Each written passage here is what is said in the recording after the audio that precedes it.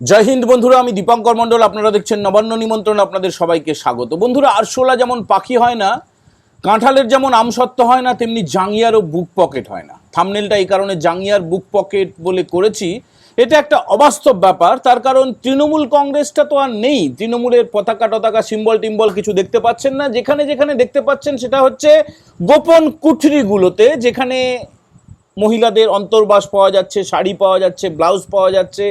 আজকে তো আবার দক্ষিণ কলকাতার সুরুচি সংঘ বলে যে একটা বিরাট বড় পুজো হতো, মানে পুজোর চেয়ে অন্যান্য কাজ বেশি করে হতো, যেটা অরূপ বিশ্বাস আর স্বরূপ বিশ্বাসের পুজো বলে আপনারা সবাই জানেন। সেখানে একটা গোপন কুঠরি উদ্ধার হয়েছে। এই গোপন কুঠরিগুলো তৃণমূলের একটা বিরাট বড় পরিচয়, বুঝলেন তো? মানে সেখানে কন্ডম পাওয়া যাচ্ছে, সেখানে এসি রুম পাওয়া যাচ্ছে, কিং সাইজের খাট পাওয়া যাচ্ছে, মদের বোতল পাওয়া যাচ্ছে, অস্ত্র পাওয়া যাচ্ছে। আচ্ছা, কেন করে রাখতো? এইসব জায়গায় মুজরা হতো।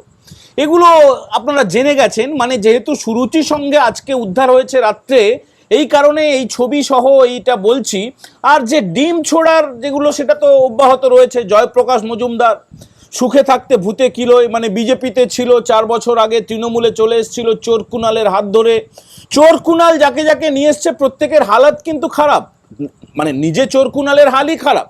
আজকে যখন তাকে কোর্টে তোলা হচ্ছিল, মানে জয়প্রকাশ মজুমদারকে, কচুবনে লাথি খাওয়া যে মালটা, লুঙ্গি পরা একটা ছেলে তাকে লাথি মেরে, আপনাদের মনে আছে নিশ্চয়ই, সে যখন বিজেপিতে ছিল তাকে লাথি মেরে কচুবনে ফেলে দিয়েছিল। তো তাকে যখন নিয়ে যাচ্ছে, সেই একই ছবি গোটা রাজ্যের বিভিন্ন ব্লকে ব্লকে, জেলায় জেলায় যে ছবি দেখা যাচ্ছে। জয়প্রকাশ মজুমদারও কিন্তু সেখানে তার ব্যত্যয় হয়নি। পচা ডিম তার উপরে ছোড়া হয়েছে। অন্যদিকে সুরুচি সংঘের যে বিভিন্ন ব্যানার ছিল আর যে গোপন কুঠরি ছিল, সেখানে প্রচুর মানুষ বিক্ষোভ দেখিয়েছেন, সুরুচি সংঘের পোস্টার ছিঁড়ে ফেলে দিয়েছেন। এবং মহিলারা সেই গোপন কুঠরির মধ্যে গিয়ে, মানে পাড়ায় থাকতেন, তারা জীবনে কখনো যাননি, আজকেই প্রথম গেলেন। একইভাবে পটাশপুরে বা এগরায় বা সুরেন্দ্রনাথ কলেজে যেভাবে তালা ভেঙে ঢুকেছিল সাধারণ মানুষ পুলিশের উপস্থিতিতে, একইভাবে সুরুচি সংঘের ওই গোপন কুঠরিতেও ঢুকেছিল আজকে ওখানকার লোকজন। তো সেখানে মহিলারা গিয়ে বলছেন যে কি অবস্থা। সেখানে কোনো সিসি ক্যামেরা নেই। সবচেয়ে যেটা মজার ব্যাপার, যে কে আসছে, কাকে নিয়ে আসছে, কখন আসছে, কত রাত পর্যন্ত থাকছে, সেখানে কি কি চলছে। সবচেয়ে বড় কথা, একটা দুর্গোৎসব হয়, দুর্গা মায়ের নাম করে তাদের নেতৃত্ব হিজাব পরে, ছুঁড়ে দেন ফুল, চপ্পল পরে সব কিছু উদ্বোধন করেন। সে রথের রশি হোক, আর সে মহাত্মা গান্ধীর মূর্তিতে মালা দেওয়া হোক, আর সেই বাবা সাহেব আম্বেদকরের স্ট্যাচুতে মালা দেওয়া হোক, সবেতেই কিন্তু তারা এইটা করে আসছে। এবং এর মাঝে আর কি কি ঘটনা ঘটেছে, এর মাঝে তো আপনারা শুনে নিয়েছেন ইতিমধ্যে। কলকাতার মেয়র পদ থেকে চলে গিয়েছে ববি হাকিম, জনাব ববি হাকিম। এবং জাঙ্গিয়ার বুক পকেট হয় না কেন, সেটাই এবারে আমরা মূল আলোচনাটা শুরু করছি। সেটা হচ্ছে তৃণমূল, মানে আঞ্চলিক তৃণমূল কংগ্রেসের যে সর্বভারতীয় সাধারণ সম্পাদক অভিষেক ব্যানার্জি, যিনি সম্পর্কে লুচ্চা ভাইপো হন জেহাদিদের রানীর, তাকে কিন্তু রেখে দেওয়া হয়েছে। এটা অনেকে আশা করেছিল যে হয়তো এই মাতৃ স্নেহটা কিছুটা কমবে হয়তো। কারণটা কি? কারণটা হচ্ছে সোমবার দিন, মানে আর দুদিন পরে 8 তারিখে তাকে ভবানী ভবনে তলব করা হয়েছে। এবং সেটা অ্যাভয়েড করার জন্য ওই লুচ্চা ভাইপো গিয়েছিল হাইকোর্টে। হাইকোর্ট বলে দিয়েছে না, হবে না, শুনানি 10 তারিখই হবে। মানে পরপর দুদিন কিন্তু ধাক্কা খেলো এই লুচ্চা ভাইপো। এবং 8 তারিখে তাকে যেতেই হবে। আর যদি না যায়, তাহলে যেভাবে প্রসিডিয়ার মেনে সমন জারি হয়, ওয়ারেন্ট জারি করবে, পুলিশ এসে টানতে টানতে নিয়ে যাবে। তো বিষয়টা হচ্ছে, আজকে সেই আঞ্চলিক তৃণমূল কংগ্রেসের সর্বভারতীয় সাধারণ সম্পাদককে তার নিজের পদে রেখে দিয়েছেন তার পিসি, নাকি অন্য কোনো সম্পর্ক। অনেকে বলেন মা বা অন্য মা বেটার সম্পর্ক বা পিসি ভাইপোর সম্পর্ক, সেটা এখন অনেক পরীক্ষা নিরীক্ষার ব্যাপার আছে। অনেকেই বলে থাকেন যে তার অন্যরকম সম্পর্ক আছে। তো সেই অভিষেক ব্যানার্জিকে কিন্তু সেই একই পদে রেখে দেওয়া হয়েছে। সঙ্গে দুটো লেজুর জুড়ে দেওয়া হয়েছে, দোলা সেন আর একজন কাকে যেন, ডেরেক ও ব্রায়েন। এই দুজনকে তার লেজুর হিসেবে জোড়া হয়েছে। আর রাজ্য সভাপতি সুব্রত বক্সিকে সরিয়ে, সুব্রত বক্সি ভাবুন, এতদিন ধরে এত সেবা করেছে, একদম চোখ বন্ধ করে যা বলেছে তাই মেনে নিয়েছে, তাকে সরিয়ে দিয়ে তার জায়গায় চন্দ্রিমা ভট্টাচার্যকে বসানো হয়েছে। আর শ্রমিক সংগঠনে ছিলেন ঋতব্রত বন্দ্যোপাধ্যায়, যার নেতৃত্বে গোটা পরিষদীয় দলটা ভেঙে চলে এসছে। এখন তিনি রাজ্যের বিরোধী দলনেতা, যেটা এখন সরকারিভাবে স্বীকৃত হয়ে গেছে। রাজ্য বিধানসভার স্পিকার রথীন্দ্র বোস সেটা স্বীকার করে নিয়েছেন এবং তিনি জানিয়েও দিয়েছেন। তো সেই জায়গায় আনা হয়েছে মলয় ঘটককে, মানে যার বিরুদ্ধে অভিযোগের পাহাড়, মানে যে কোনো দিন ভেতরে ঢুকবে।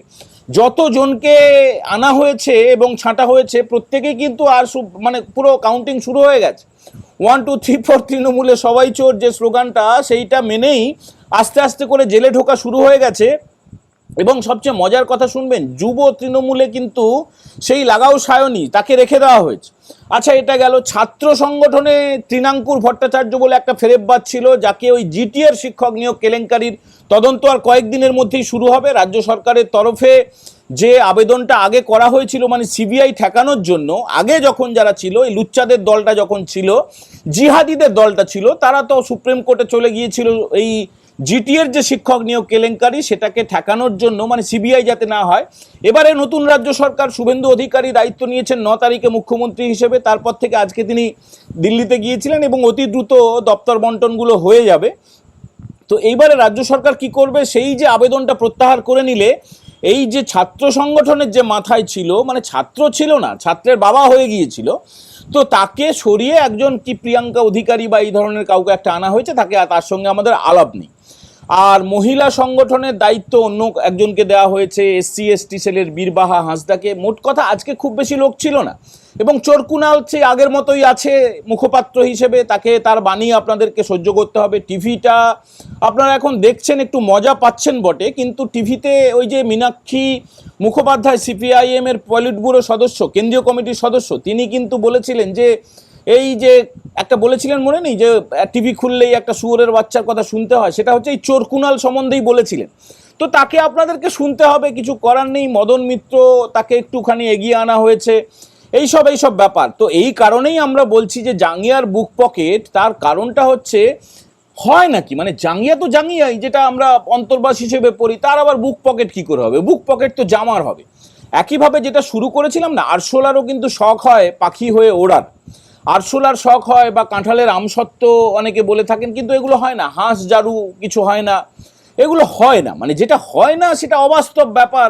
কিন্তু এটা এই কারণে আলোচনা করছি, আলোচনাটা করতে হবে, তার কারণ দেখুন 15 বছর ধরে এরা তো শোষণ করেছে, অত্যাচার করেছে, এবং যেভাবে পার্টি অফিসগুলোর নামে এবং বিভিন্ন ক্লাবের নামে নিজেদের একটা মজলিসি আড্ডা তৈরি করেছে, মধুচক্র আর আড্ডা তৈরি করেছে একের পর এক জায়গা থেকে, মানে ভাবা যায় এইভাবে একের পর এক জায়গা থেকে মধুচক্র, মধু ভাণ্ড সেটা আবিষ্কৃত হচ্ছে।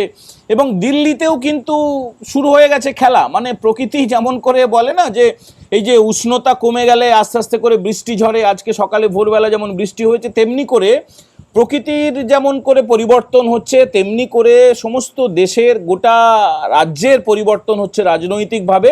এই লুচ্চাদের দল, এই জেহাদিদের দল, এই চোরেদের দল, তাদের দলটা স্ক্যাটার্ড হয়ে গেছে। যদিও এগুলো সবই ডিম থেকে বাঁচার জন্য করছে বলে অনেকে মনে করছেন, সেটা কিন্তু হতেও পারে। মানে ডিম মানে পচা ডিম ছুটছে আর চোর চোর স্লোগান শোনা যাচ্ছে। এই যে ববি হাকিমের সরে আসা, কলকাতার মেয়র পদ থেকে 3 মাস এখনো সে থাকতে পারতো, কিন্তু সেখান থেকে সরে আসার কারণ হিসেবে কিন্তু এটাই, যে পচা ডিম যাতে না খেতে হয়, চোর চোর যাতে না শুনতে হয়। কিন্তু তার মানে তো এই নয় মেয়র পদ থেকে সরে এসছে বলে তার একদম 7 খুন মাফ হয়ে যাবে, তার সমস্ত অপরাধ ঢাকা পড়ে যাবে, তাকেও ঢুকতে হবে, তাকেও জেলে যেতে হবে। তার কারণ এত দুর্নীতি করেছে এই দলের সমস্ত নেতা।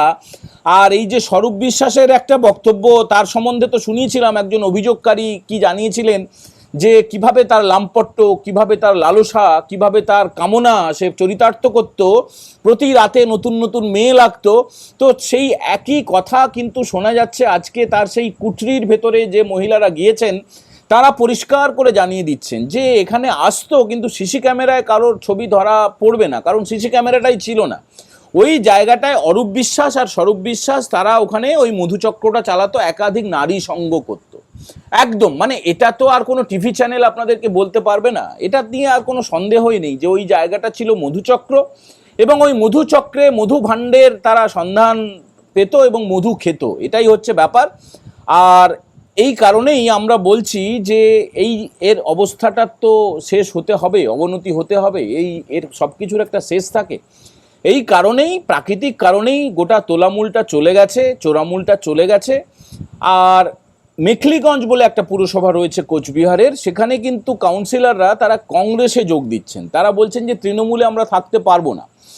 তো মেখলিগঞ্জ পুরসভাটা তৃণমূল থেকে এবার কংগ্রেসের শিফট করে যাবে। আপনারা জানেন যে এই যে 15 বছরের যে তোলামূলের শাসনে বিরোধীরা তাহেরপুর আর একটা পুরুলিয়াতে একটা তারা পেয়েছিল পুরসভা, কিন্তু এই তোলামূলের সরকার, জেহাদিদের সরকার, লুচ্চা ভাইবোদের সরকার, তারা সেগুলো করতে দেয়নি। আস্তে আস্তে করে বিরোধীদের স্পেস অবশ্যই দেওয়া হবে। সিপিআইএম তাদের মতো করে পার্টি অফিস চালাচ্ছে, তারা তাদের মতো করে এজেন্ডা ন্যারেটিভ ছড়াচ্ছে, যদিও ভুলভাল বলছে, মানে এই যে বিভিন্ন রকমের পরিষ্কার পরিচ্ছন্ন করা হচ্ছে সেটা নিয়ে তারা মিছিল করছে, তোলামূলের দেখা নেই। কংগ্রেসও তাদের মতো বিভিন্ন কর্মসূচি করছে। বিরোধীদের স্পেস ছিল না, গত 15 বছর ছিল না, কিন্তু আগামী দিনে থাকবে, এটা অত্যন্ত ভালো দিক।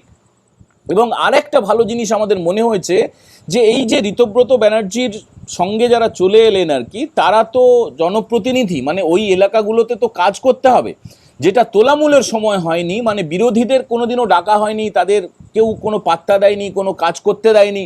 মানে এমএলএ ভাতা থেকে, বিধায়ক কোটা থেকে কাজ করবেন, সরকারি টাকায় কাজ করবেন, সেটাতেও তারা বাগড়া দিয়েছে। কিন্তু এবারে আর সেটা হবে না।